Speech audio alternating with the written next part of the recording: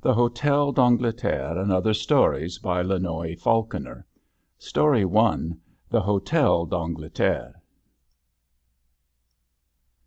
The Hotel d'Angleterre is well named, for though it stands on the shores of the Mediterranean, with olive groves and orange gardens all around it, nevertheless it is as truly British territory as a London street or a Devonshire village. The visitors are all English, or foreigners with English tastes, all of good social standing, all orthodox in politics as well as in religion. But in spite, or perhaps even in consequence, of all this, the hotel is apt to be a trifle dull. Such was not the case, however, during that memorable winter when it was enlivened by the bright presence of Miss Belinda Grant, before whom dullness vanished as shade before the sun. Hers was the sparkle of strong vitality. She was never tired or languid or bored or indifferent, but always up to the mark, if not beyond it, and as she was ever ready to employ this overflowing energy in amusing and even directing her fellows, she was generally esteemed and beloved, especially by that large and supine number who like to have everything, even their thinking, done for them. Cole, the proprietor, heartily approved of a guest who, with the charades, dances, picnics, and entertainments of every kind which she organized, kept all the other visitors alert and amused, while her brilliancy and her beauty were the admiration of the whole German-Swiss staff, with two exceptions: the concierge, a little man with keenly observant eyes, which from his post in the hall he had good opportunities of using, and Suzanne, the chambermaid on Belinda's own étage, the third. The concierge said nothing, whilst the others sung the praises of this lovely mise, and Suzanne irreverently spoke of her as a grande gaillarde, and of the pleasant stir she made wherever she went as a vacarme. But then Suzanne was of a moody and even cynical disposition. One day Belinda and her family were late for the meal, which was called either lunch or déjeuner, and served at 12:30. The gong had finished its discordant summons. From the various étages the visitors had come trooping down, all the places save 3 were taken, and the fresh-faced waiters were handing round the first plat, when the Grants entered. First came Mrs. Grant's slender and drooping figure, with her timid and uncertain step. Behind her advanced Belinda, with her usual splendid poise and self-possession. Last of all sauntered in the tired-looking young girl whom every one spoke of as "poor little Joan." "Have you been for a walk, Miss Grant?" asked Mrs. Cole, the placid mother of a large bevy of rosy-faced damsels who sat opposite to the Grants. "No," said Belinda, with her charming smile, "I have not been out this morning. Mamma, dear, you must have some Pilsner. Joan, I insist upon your eating some of this. It is good for your headache. The fact is, Mrs. Cole, I have been busy ever since I got up, telephoning all over the place for 2 south rooms." "And can you not find them, dearest Miss Grant?" cried Miss Tucker, an elderly lady who was the most fervent of all Belinda's admirers. "No, at least not 2 rooms. The hotels are crammed. The rooms have all been engaged weeks ago. But Cole has managed to give me 1 south room and 1 that looks west, both on our own étage, and we must make that do." "You want them for friends, I suppose?" "Yes, for very old friends of mamma's, Sir Walter and Lady Montford." At this last phrase, which Belinda pronounced very distinctly indeed, something like a thrill seemed to pass through her audience. Sir Walter had been heard of before. He belonged to that interesting class, the eligibles, so poorly represented at Oliviera. Everybody looked pleased, except the 2 bachelors of the hotel, old Admiral Hunt and young Mr. Smith. "Lady Montford is a great invalid," went on Belinda. She is coming here for the good of her health, and her son comes with her to keep her company. He must put up with a west room. At this time of year it What is this? A telegram? It was, and from England. Mrs. Grant, to whom it was addressed, opened it with evident trepidation, and then, with a perplexed look, handed it to Belinda. The message, which she did not read aloud, was from Lady Montford, and ran thus: "Are drains and water safe?" After lunch in her mother's room, where they generally sat, and which Belinda had decorated with pictures and knick-knacks, she composed an answer as satisfactory as it was terse. "Perfect." "I suppose they are," said Mrs. Grant a little doubtfully when it was read to her. "Of course. Why should they not be?" said Belinda. Next day a more puzzling question arrived. "Is climate relaxing or bracing?" "Which does she prefer?" asked Belinda, and was a little displeased because her mother could not tell her. However, with great tact, she telegraphed back, "Invigorating." One more telegram, to say she had changed her mind and would not come, and then another to say she had changed it again and would, completed this prelude to Lady Montford's arrival. "I suppose there is some kind of a dower house where she could live when he married," said Belinda thoughtfully, the day the Montfords were expected. She sat with her mother drinking afternoon tea, as all the English loyally did at Oliviera, squeezing it in with some difficulty between the midday déjeuner and a 6 o'clock dinner. Mrs. Grant did not know. "I wish, mamma, you occasionally knew something I asked you." "You see, dear, I was only at Brookdean once, 30 years ago, when you and Sir Walter were both babies. I don't think there is the least occasion to remember anything about that." "No, dear, certainly. Of course. I beg your pardon. What I meant to say was that we were there such a very short time. I was sorry, for it is a beautiful place, such a picturesque house, and such fine views. But your dear papa and Lady Montford did not get on well. He did not approve of people giving way to illness, never having had a day's illness himself. He could not bear my not coming down to breakfast, even when I was seriously unwell. So, of course, he was rather shocked at Lady Montford's way of constantly going to bed. I mean for quite little things like being tired or sneezing." "I should think so. And pray what did her own husband say to it?" "Oh, he said nothing but the kindest and most sympathetic things. Oh, what a good husband he was! I never met such an unselfish, kind-hearted man. They say the son is just like him, and quite as patient with his mother." "That is all very well, but I hope he is not so patient as to wish to have her in the house after he married, because I mean nobody would be able to put up with that. By the by, where is Joan all this time? What has happened to her?" One of those small things one remembers all one's life had happened to Joan. She was sitting in the big window of the deserted salon, thoroughly enjoying the solitude and the silence, and dividing her attention between the book on her knee and the view outside. They were both poems.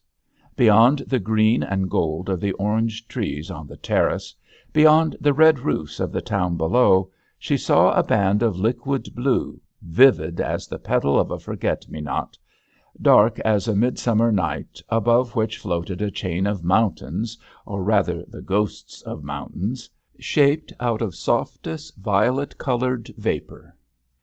It was like a mosaic of jewelled stones on such a radiant afternoon as this was. "Ah, yes," thought Joan, shifting a little the heavy volume of Shakespeare on her lap, "the world is quite as beautiful as the poets say, but life is very different. There is nothing poetical or romantic about that.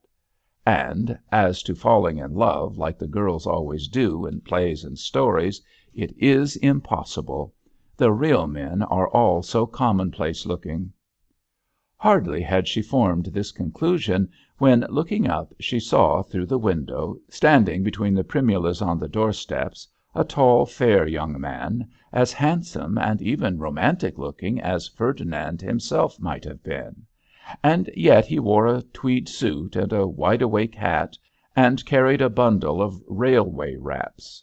Joan, transfixed with surprise, continued to stare at him, mechanically repeating to herself, with quite a new perception of them, the words she had just been reading: "I might call thee a thing divine, for nothing natural I ever saw so noble," till suddenly he looked up at her. Then Joan fled, startled as if she had seen a ghost, so completely and in an instant had her theory of life been overturned. It was Sir Walter Montford, who had just stepped out of the long omnibus from the station.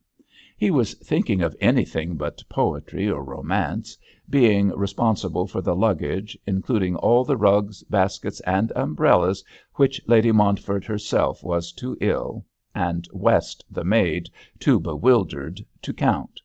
Yet he saw and noticed with a passing thrill of compassion the little face at the window, so wan and so wistful-eyed. In the hall, which bright colours and gilding and flowers made so gay, the dapper Herr Kohl himself received the newcomers, and forthwith conducted them to what he called the lift. He observed politely as they started that Madame and Mademoiselle Grant waited on the third étage to welcome them. "How very inconsiderate!" cried Lady Montford. "Just when it is so important, after all this fatigue, that I should not be over-excited. If I am not extremely careful, I shall have had a bad night, and that is a thing I cannot stand. West, I hope you have the tea things ready, where you can get them at once. I have not taken anything for nearly 3 hours now, and I must not allow myself to get low or—" But at this instant the lift stopped, the door opened, and in the doorway appeared a tall and beautiful blonde, who in ringing accents bade them welcome to Oliviera. Mrs. Grant, too, was there, but she was very glad to leave Belinda to do the honours, with her customary grace and animation. She introduced Lady Montford to her south room with a gracious speech, none the less fluently delivered because the person to whom it was principally addressed was too busy superintending West's preparations to pay even the semblance of attention. "Well, mother," said Sir Walter, somewhat disturbed himself by this scene, "I will leave you, because I know you like to be alone after a long journey. You won't come down to table d'hôte? But we shall meet, I hope, Miss Grant."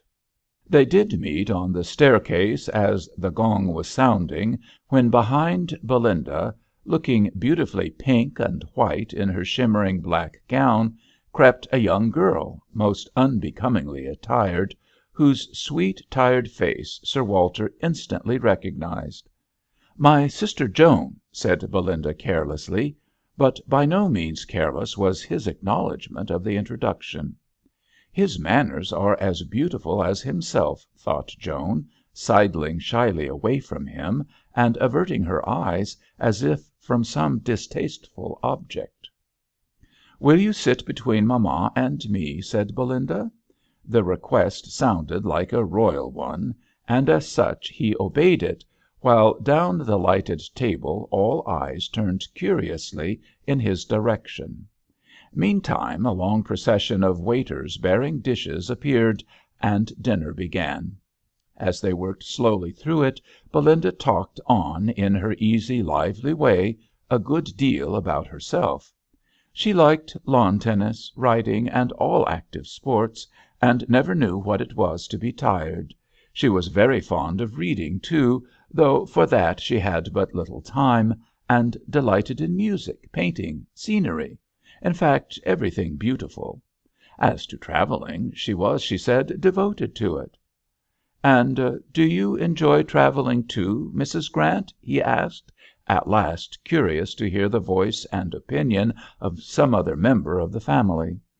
Mrs. Grant's delicate white face flushed slightly as, after a few moments' hesitation, she answered timorously that she was too old to appreciate it as much as her daughter. "Mamma enjoys it very much," said Belinda, her own blooming cheek turning a deeper rose, "and she has improved wonderfully in health since we left home. It was on her account I came here. I think delicate people should always travel. It prevents them thinking too much about themselves. Besides, if one always stays at home, one gets so narrow-minded." "Yes, but it is very comfortable." "What? Staying at home?" "Yes, and being narrow-minded."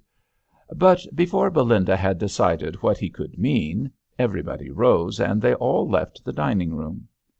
In the big drawing-room Sir Walter was introduced to the Grants' especial friends. They were all very gracious to him, except Admiral Hunt, who was never gracious to anybody, and Mr. Smith, who viewed him with pardonable dislike in a field where he had been hitherto without a rival. The ladies praised Oliviera to him, and still more ardently lauded "dear Miss Grant." "She keeps my girls perpetually amused," said Mrs. Cole, knitting placidly the while in a deep arm-chair. "Ah, she is getting up a round game. Will you join it?" Sir Walter, looking carefully around the room, and observing that the little pale girl had vanished, said he must go and see how his mother was getting on. She was not getting on at all. The sheets were insufficiently aired, there was a dangerous draught from the window, with a strange earthy smell in the passage, and last but not least, her hot milk had not been cooked to the exact temperature which she desired. "I will see the cook to morrow, mother, and tip him. And there is another thing, Walter, about which we must come to an understanding. I cannot have that woman running in and out of my room all day." "What woman, mother?" "That Miss Grant, the big one with the high colour. The little one I do not mind, and the mother was always an inoffensive person. But if I were to see much of the eldest, she would drive me into a fever. Her voice, you know how sensitive I am to voices, her voice goes through me like a knife.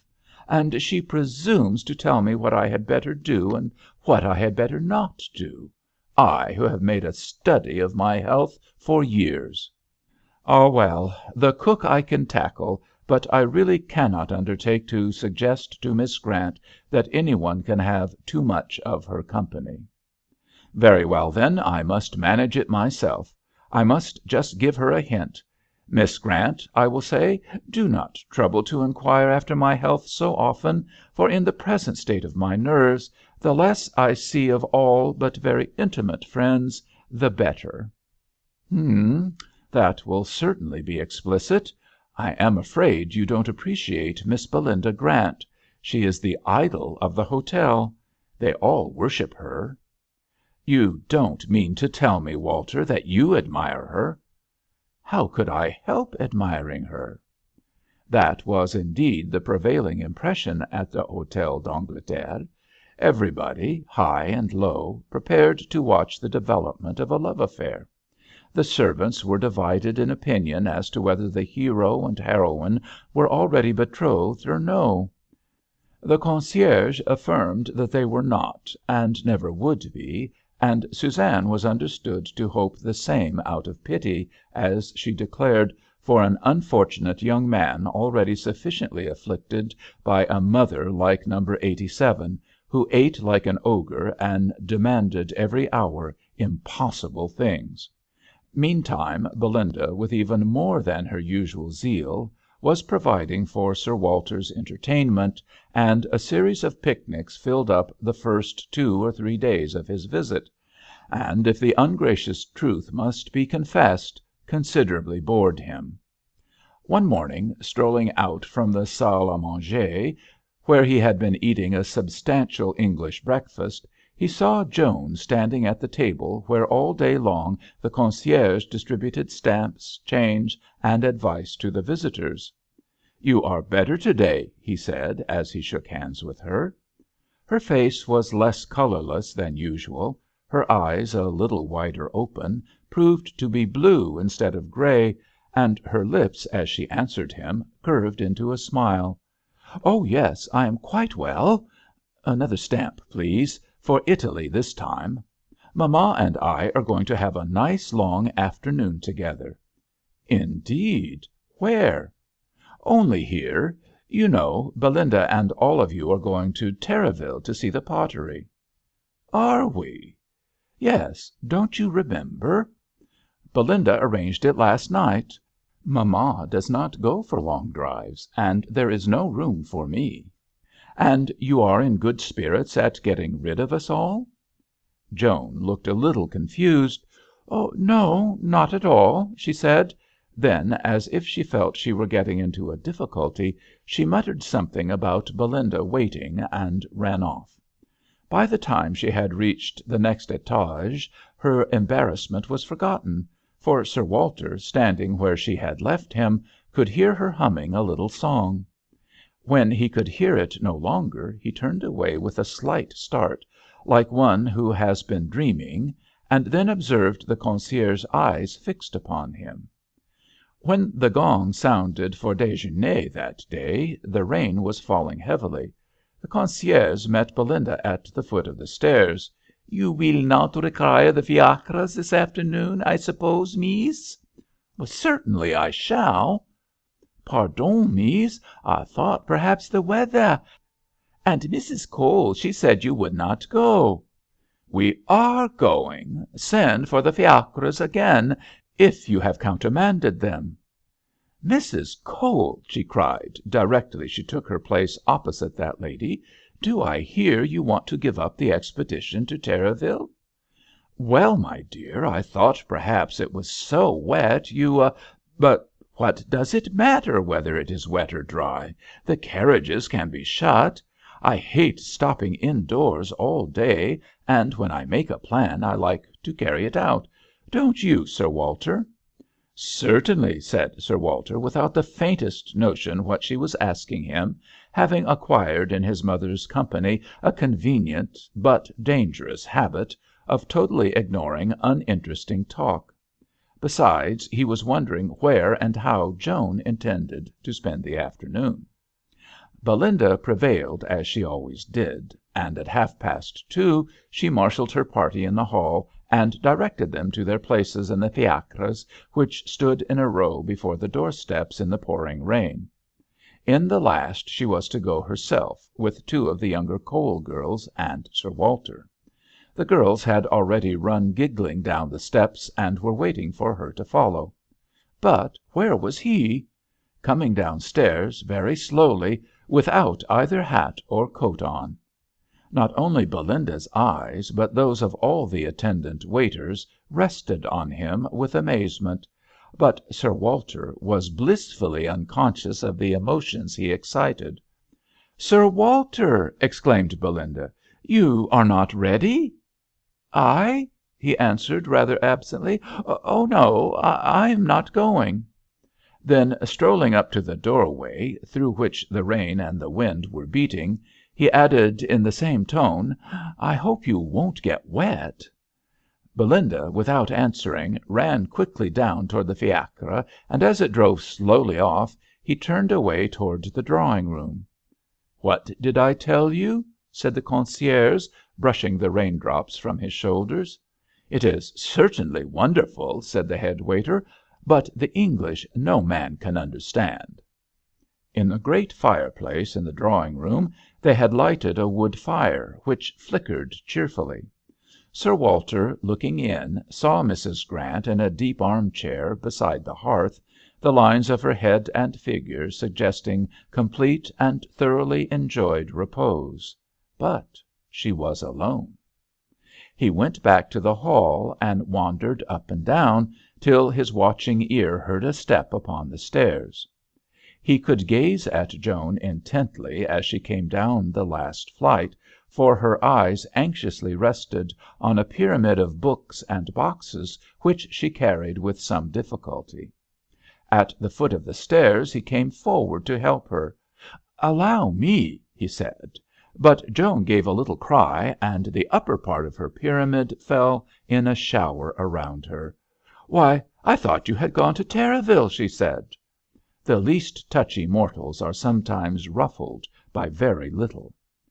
"Allow me to carry these things into the salon for you," said Sir Walter, stooping to collect them, "and then I will keep out of your way as completely as if I had gone to Terraville."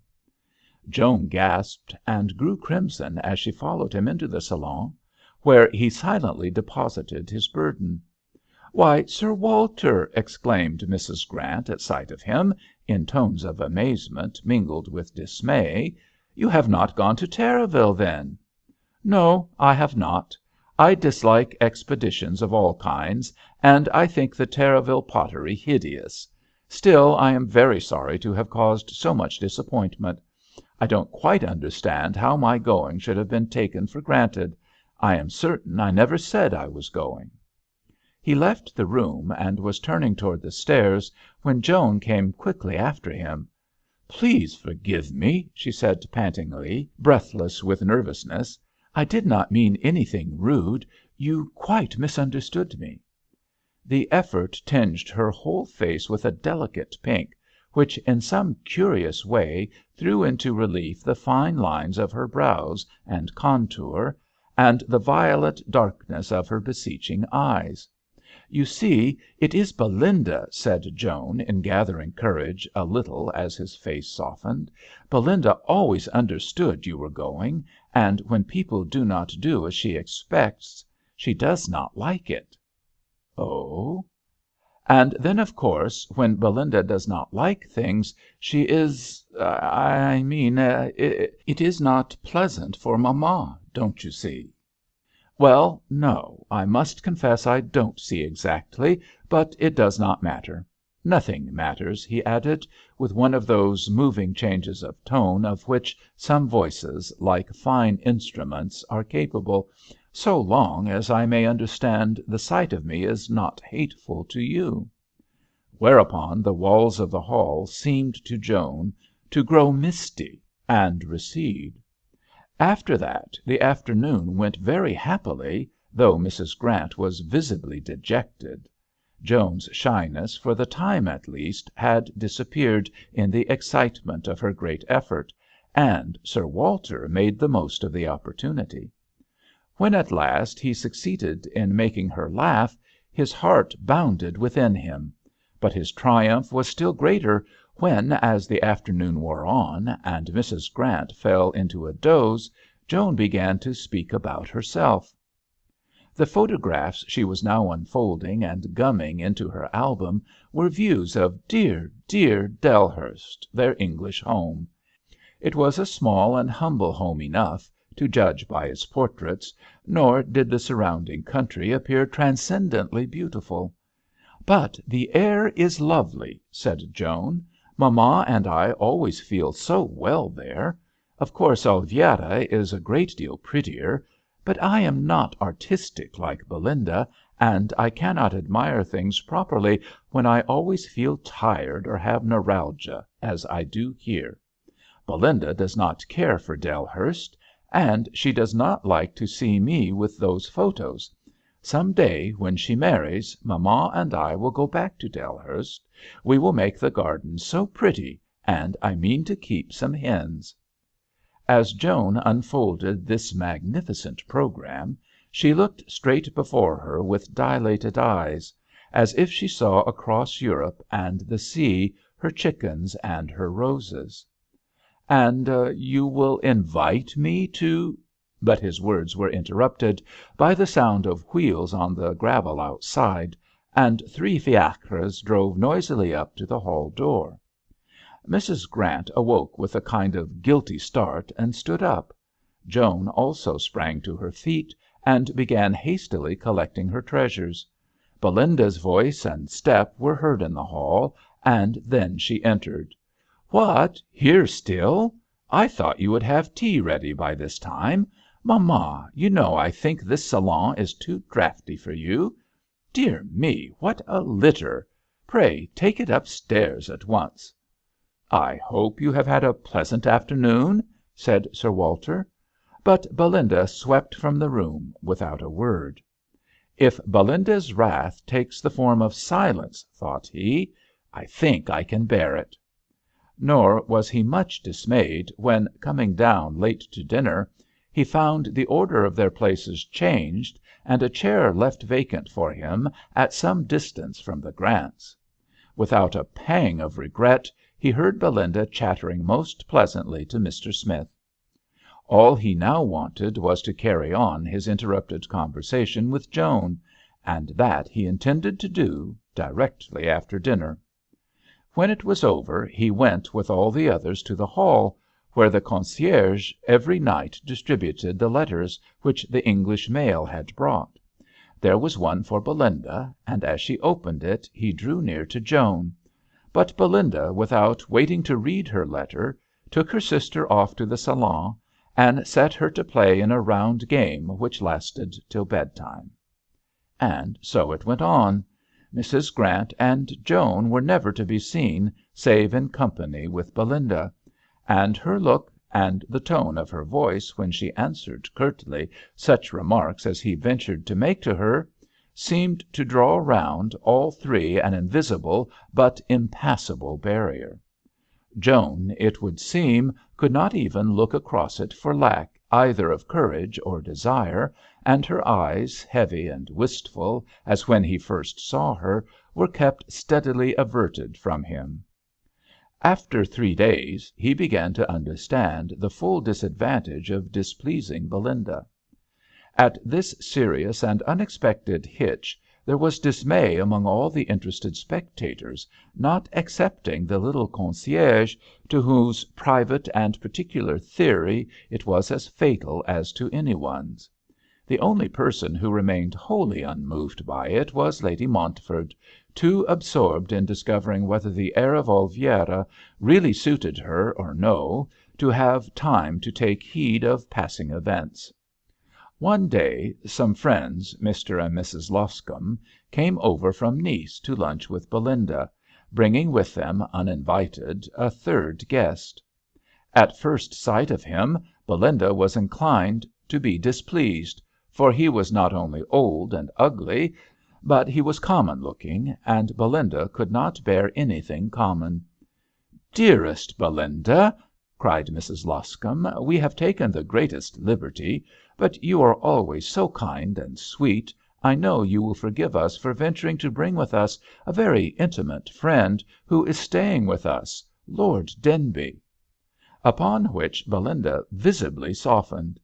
"He is such a dear," Mrs. Loscombe whispered to Belinda, as they went in arm in arm to déjeuner, "a widower with no children, very rich, but so shy. We can hardly get him to open his lips." "Oh, I can always get on with people like that," said Belinda, and forthwith made good her words, and the day after, in answer to a pressing invitation from the Loscombes, she went off to pay them a visit. The news was broken that same afternoon to Sir Walter by Miss Tucker, who was sitting disconsolate in the salon with a railway guide before her. "Gone, just when I wanted her so much to decide for me which route I had better go home by. Is it not miserable without her?" Lady Montford also made mention of Belinda's departure, but in somewhat different terms. "Ah, what a treat it is! No, she never came into my room, but none of these flimsy foreign walls could keep out the sound of her voice. It was going all day long in the next room or in the passage. I shall dine downstairs to day." "We seem lost without Miss Grant, don't we?" said Mrs. Cowell at dinner. Sir Walter did, indeed, look as if he were lost in thought. A small stringed band, which from time to time visited the hotel, was going to play that night, and under cover of the music, and in Belinda's absence, he hoped to come to some explanation with Joan. He came out of the reading room just as the musicians were softly testing their strings before beginning. They stood in front of the great centerpiece of statues and ferns, where clusters of lamps glowed above the green, while all around, in the windows and on the stairs, the visitors had grouped themselves to listen. The scene was bright and picturesque and foreign, but Sir Walter surveyed it all in search of one thing, and found it not. He leant against the wall just beside the concierge's table, and waited and watched while the band played their first piece, a brilliant overture. "Mrs. Grant is not here?" he said inquiringly to Mrs. Cowell, as the patter of applause died away. "No, she has a headache. She has gone to bed, I think." "Mees Grant," observed the concierge in a low voice, and with a tact which Sir Walter did not at the time sufficiently observe or admire, "she hears the music from upstairs on the third étage." The band was playing again, this time quick dance music, to which Sir Walter felt as if his pulses kept time, however deliberately his feet may have moved as he went upstairs. On the first and second landings, waiters, maids, and couriers hung over the banisters, listening to the music, but on the third floor there was nobody but Joan, sitting all by herself on the last step. The gay measure had now changed to a slower and a sweeter one, and Joan heard it in something the same spirit in which 10 days ago she had looked upon the flower-like blue of the sea. But since then her faith in the possibilities of life had widened. She found it easy to believe that fate might match the beauty of the loveliest place and season, with rapture as supreme. Not for her, however, not for her was such bliss, but for the strong and beautiful elect of destiny, and then she saw him coming up toward her. He looked royally beautiful, of course, but a little terrible all the same. His manner, as he returned her timid "Good evening," was cold, almost stern. "Miss Grant," he said, forthwith standing erect and stiff on the step just below her, "have I offended you in any way?" "Offended? I?" murmured Joan, as if the moth should presume to take umbrage at the star. "Yes, so I naturally conclude from your manner. For 3 whole days you have avoided me in the most deliberate, the most marked way. You would not so much as look at me." An unaccountable thrill of pleasure tempered the distress with which she heard these reproaches. I was not, how could I be offended? It was Belinda who was angry." "But had I given Miss Grant any reason to be offended?" No, of course not." "Then why, because she was offended, without a cause, should you have been so cruel?" There was a sudden change of key toward the close of this sentence, so irresistible was the upward look of the meek and beseeching little face. But he was far from guessing how moved Joan really was, under that tremulous but quiet bearing, by a scene which to him was in part a joke, to her all grim earnest. She answered, with little pauses to draw breath between every 2 or 3 words, "Mamma wished me not to speak to you, if I could possibly help it." "What? Have I offended Mrs. Grant?" "Oh, no, not in the least.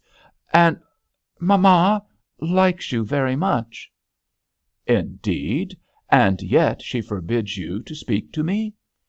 "Only because if I had spoken to you it would have made Belinda angry." The music below had ceased. There was complete silence as Sir Walter heard and considered this remarkable explanation. The domestic situation it suggested was to him simply ludicrous, and he knew not with which of the 3 actors therein to be most impatient. His feelings found relief in irony. "Ah, if Miss Grant would be angry, that is a different thing. Of course anything is better than that. I am sorry I ventured to approach you, and I shall be careful not to do so again. Do you think she would object to my wishing you good‐bye?" He did not stir, having not the faintest intention of going. But how could Joan know this? She looked not up, but down now, so that he could not see her face. "Perhaps she might even allow us to shake hands, since it is an eternal farewell," he went on, and 3 exquisite opening chords from below punctuated the terrible words. "I don't think she would be very angry," he added caressingly, as he sat down on the step beside Joan, the better to perform the ceremony. Then he started violently. The child was crying fast. Ah, well, after that, to use his own words in speaking of it afterward, he was a gone coon. What he exactly intended to do when he came upstairs has never been made plain. What he actually did was to lay himself and all that he possessed at the feet of the little girl he had been taking to task. He caught her in his arms and upbraided himself for having made her weep. He kissed away the tears and besought her to give him the right for evermore to comfort and protect her, while below the violins seemed to reiterate all he said with sobs of almost human passion. But as the music ended with a dying fall, and he too paused and waited for her answer, a hateful footstep rapidly approaching caused them to draw asunder just before Suzanne appeared behind them. Suzanne, whom Sir Walter rose and faced with not the most welcoming expression, did not herself look in the best of humours. "Madame desires to see you," she said gruffly. Joan rose, and they both went down the corridor together in silence.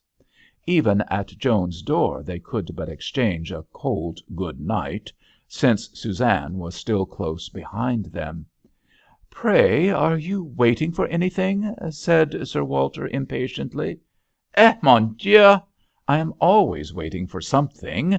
There is no means of doing otherwise with persons so capricious as those who come here. If monsieur would kindly arrange with madame at what hour in the end they do wish to start in the morning." His mother's door was open, and the maid, laden with things, was running backward and forward between the room and the trunks outside. In the room itself Lady Montford paced up and down, surrounded by that disorder which attends a hasty packing up. "Walter, where have you been?" she cried at sight of him. "We must leave this place by the earliest possible train." "Why, what is the matter?" "From the first moment I stepped out of the train I knew there was something wrong. I said so to you that very night, did I not, West? But one person after another has told me such stories about the place, and so misled me, that I hardly like to believe my own senses. And now, by the merest chance, a most providential chance for me, I learn I was perfectly right. Imagine my feelings when I was told to‐night that this air I am breathing, and have been breathing for a week now, has not a particle of ozone in it." "Oh, and who told you this?" "That very gentlemanly and intelligent‐looking young man who sat next to me at the table d'hôte to‐night." "Do you mean Mr. Smith?" "No, indeed. Mr. Smith is an idiot. He assured me the other day when I met him in the garden that the air was bracing. I mean that young dark man who arrived to‐day. He told me a very clever doctor had assured him there was no ozone in the air of Oliviera until you got, I forget how many thousands of feet above the level of the sea, far above this hotel in any case." "Ah, well, perhaps for a short time it does not matter." "Does not matter! My dear Walter, how wildly you talk. It is simply death to me to live in a place without ozone. Dr. Blind himself has often said to me, 'Whatever you have or don't have, Lady Montford, you must have ozone,' and then sends me here." Well, the only possible train to Paris leaves at midday to morrow." "I can't exist here till then. Let us go the other way, to Genoa, by the early train Mrs. Grant was talking of the other day." "To Genoa? Are you sure there is any ozone there?" "Oh, yes, he said there was." "Who? Dr. Blind?" "No, indeed. No more of Dr. Blind for me after this. The young man I spoke of assured me the air there is excellent. We can go home by Turin and the Mount Cenis." Sir Walter silently contemplated his mother.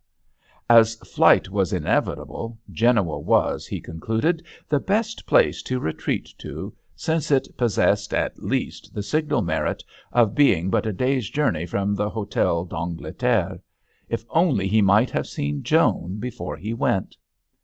He suggested that Suzanne should carry forthwith a message to Miss Grant, which he was anxious she should have. But Suzanne protested that the young lady and her mother were by this time in bed and asleep, being rational persons who at so late an hour remained tranquil and allowed others to do the same. She consented, however, to convey betimes next day to Joan a note, in which Sir Walter explained what had happened, and entreated Joan to see him before he started for Genoa, or to let him know in some way that he was as happy as he hoped. The fee that accompanied this missive softened even Suzanne. "I gave your note to the demoiselle without fault," she observed to him as he came out of his room next day in the early dawn.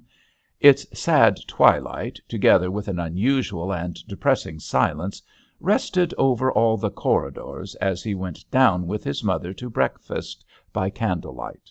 It was a cheerless repast. Lady Montford was afraid the tea had stood too long, and Sir Walter was not less troubled concerning a different matter. Why did Joan give no sign? At last, the bundles and trunks having all been carried out, and the servants duly feed, there seemed no excuse for further delay, so they went forth into the clear, cold air of a rosy morning. But just as Sir Walter was about to follow his mother into the omnibus, the concierge came tearing down the steps with a note in his hand for Monsieur. "Another bill!" cried Lady Montford. "How provoking! Never mind, we can send them the money from Genoa." But it did not take 2 minutes to read. "Please forgive me," wrote Joan in a villainous hand, "for misleading you last night. It was all a mistake. I cannot be your wife." "Go on," cried Sir Walter, crushing the note up into his hand as he sprang into his place. "Au revoir, monsieur et madame," cried the concierge. "God forbid!" exclaimed Lady Montford. "It has nearly been the death of me, and of you too, my dear Walter. I never saw you look so ill as you do now." Mrs. Grant, alone in her room that afternoon, was more than usually miserable. She had only been doing as she had done for years, sacrificing the child she loved to the child she feared. But perhaps because that day the victim's sufferings were more evident, her torpid conscience was uncomfortably roused. Joan was prostrated in her room with what she called a headache, and her mother suspected with anguish to be something worse.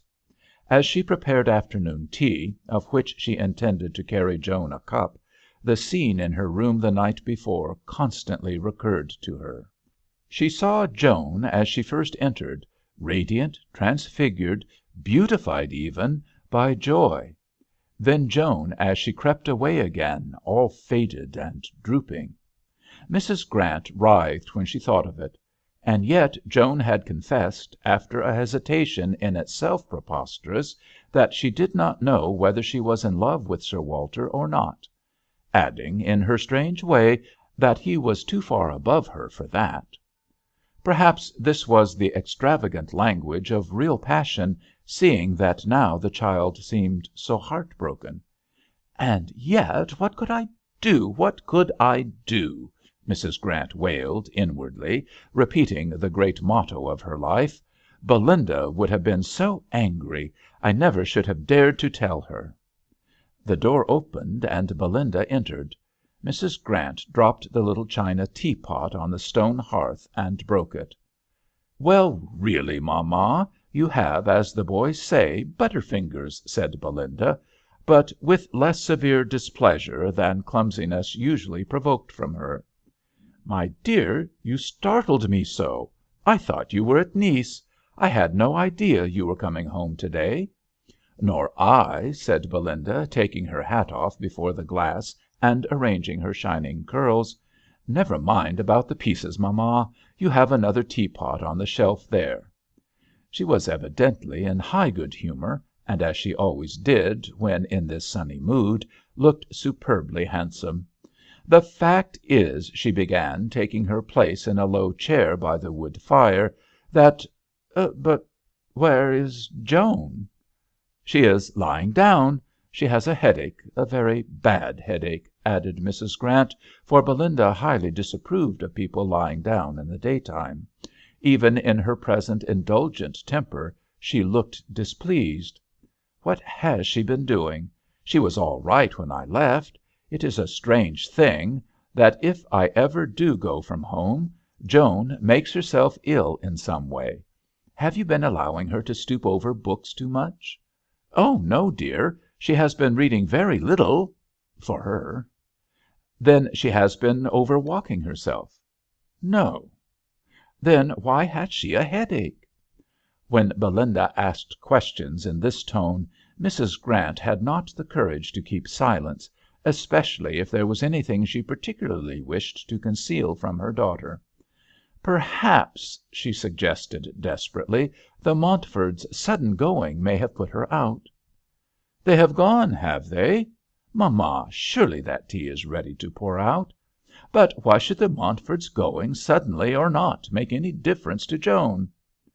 Mrs. Grant had by this time been driven, or to speak more correctly, had herself wildly rushed into a corner from which a more self-possessed person might have found it difficult to escape.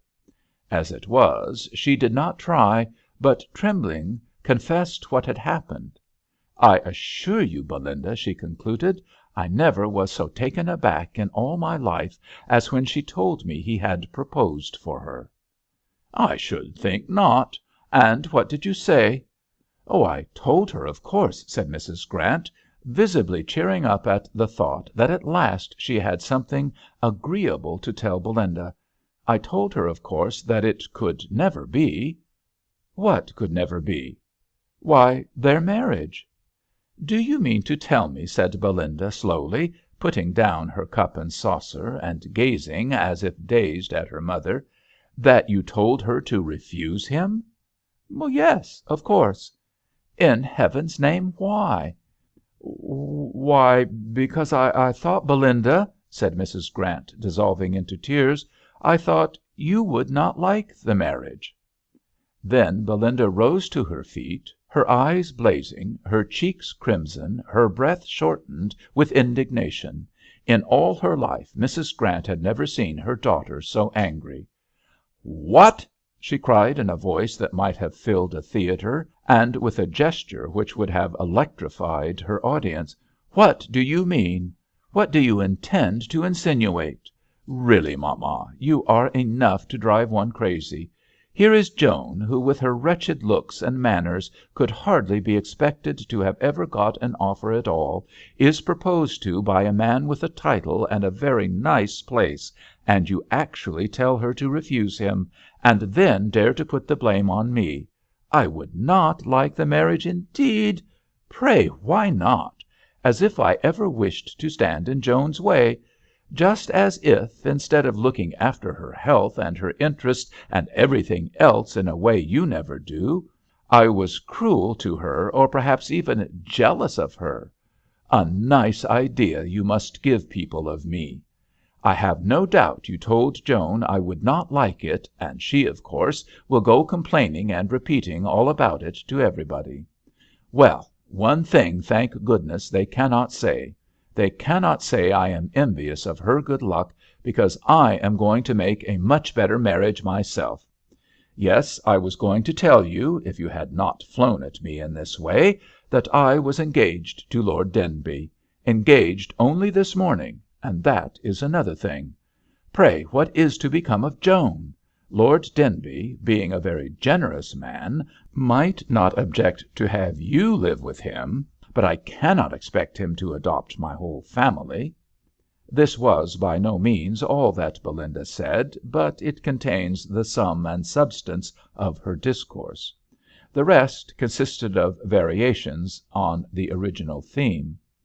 "But there is no good talking," she said, with great wisdom, at the close of a kind of hysterical attack into which she had worked herself. "Something must be done, and you must do it, mamma. You have got us into this scrape, and you must get us out of it." "Oh, what can I do?" "There is only one thing to be done. You must write to Sir Walter at once. The concierge will know his address. You must write and say that it was entirely your fault that Joan refused him, and that she is really very much attached to him. Mind you make that clear, or he won't come back. His touchiness and conceit are beyond anything." "But, Belinda, what reason can I give for forbidding Joan to accept him?" "You can't give any. You know quite well there was none." "Oh, what will he think of me?" "I am sure I don't know. But he shall not think I am jealous of his proposing to Joan.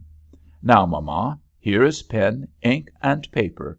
Don't sit crying there in that silly way. You know you have behaved very unkindly to poor Joan, and the least you can do is to make amends for it as quickly as possible."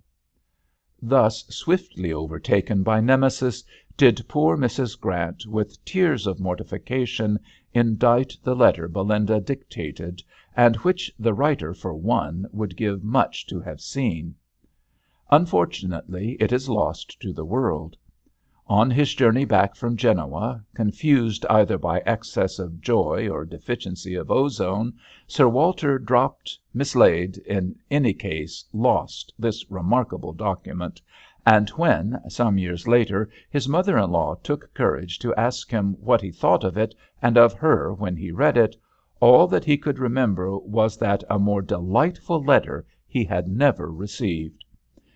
Yes, the marriage has been a very happy one, though Lady Montford did not retire to the dower house, built, so she declares, upon a clay foundation, and Lady Denbigh has every reason to be satisfied with the match which, as she often observes, and not without some reason, she made for her sister at the Hôtel d'Angleterre. End of Story 1.